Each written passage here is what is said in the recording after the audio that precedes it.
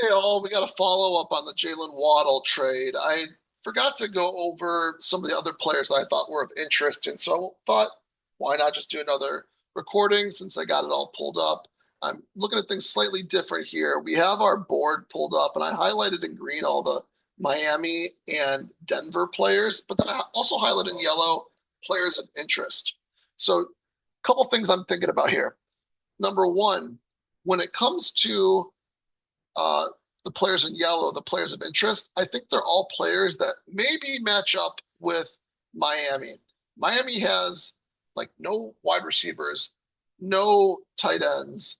And so would they draft a tight end or sign a tight end? Would they draft a wide receiver, sign a wide receiver?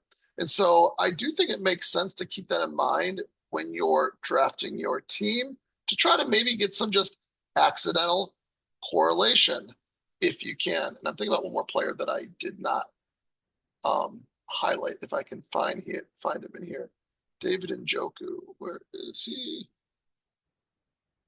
He's somewhere down here.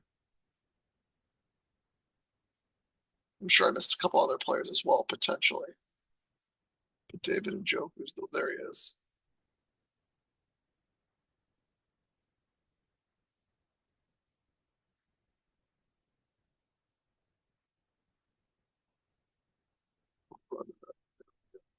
Oh, oh, okay. I do think if you end up grabbing, for example, Carnell Tate, Jordan Tyson, Makai Lemon, are they, they could go anywhere. And I don't think Miami is the ideal landing spot for them. So take that however you want. But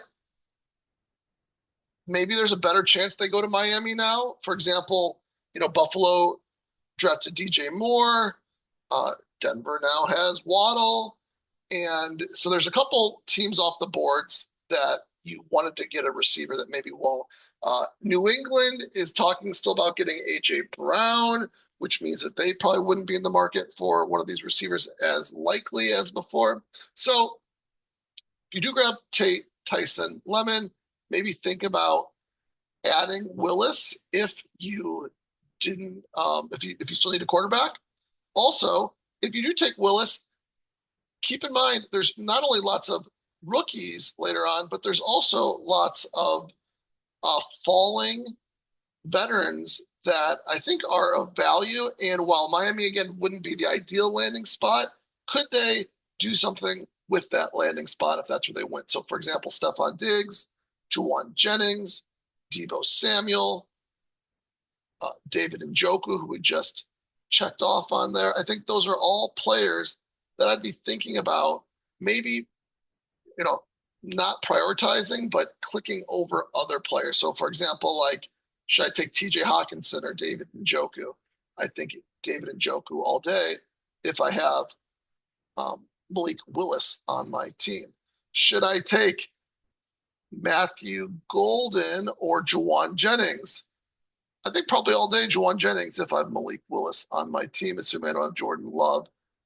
Matthew Golden's an interesting player, but we know how Green Bay rotates their receivers as well. Could Juwan Jennings make a name for himself on Miami? I think he could. So that's one thing I'd be thinking about. We do again have the running backs down here and Ollie Gordon, Jaylen Wright. And I think they're names to consider in your last round. Also, we have Tutu Atwell, Jalen Tolbert, Malik Washington, wide receivers to think about in like the 19th or 20th round. Also, Devon Achane, again, we probably want to, if you already have him at like 10, 11, 12, and you already have combinations there. I don't, by the way. I only have like one share drafted at 12. I think it's actually an Ashton Genty Devon Achane share, actually. I would be letting Achane fall down the board here, trying to see if he can fall so you can get unique combos of him, similar to what you should probably be doing with Bucky Irving as he kind of falls into the fourth round. See if you like avoid him and push him through and see if you can get a unique combo that way with Bucky Irving that you don't have already. Last thing that I think we can visualize on this board is I expect Cortland Sutton to fall. I think would be interesting if, for example, Cortland Sutton fell into this seventh round, or I'm sorry, this way, into the seventh round somewhere. Let's say, for example, he falls a full round to right here. And then on the way back around on the eighth round, you could think about getting Bo Nix, or maybe still get Bo Nix here in the ninth potentially, and then try to get J.K. Dobbins in the 10th. Now, these players are rising, so I do think it might also make sense. Let's say, for example, Cortland Sutton falls to the seventh here, which I think is probably a decent spot for him. Looking at who else is available, I got a lot of Ricky Pearsall, so I don't want more Ricky Pearsall. But let's say, for example, I mean, let's just say this is a good spot right here.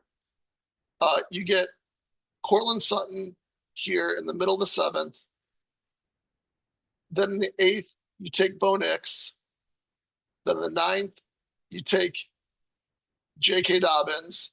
And then I think a fun pick would be like in the 10th if Xavier Worthy falls or something like that. So like read the board, which way you go. Like Xavier Worthy, J.K. Dobbins, or J.K. Dobbins, Xavier Worthy. Xavier Worthy is a bring back right now on Denver. And I think he's maybe an exciting pick also, just considering where he's going versus his draft capital and everything like that. So there you go. That's one way to maybe take advantage of this in a unique way. Instead of going and taking Jaylen Waddle way early, can you find a fall on Cortland Sutton, pull Bo Nix up to a place that plenty of people have already pulled him up to, and then get something kind of cool like a Sutton, Nix, J.K. Dobbins, where he might be going in the future anyways, and then Xavier Worthy. And then if you see players that you like more as you're doing that, of course, you try to push them around as well. But that's how I might be looking at Bo Nix, how I might be looking at Malik Willis as your draft kind of happens. Okay, let me know what you think. Again, see you on the next one. Peace.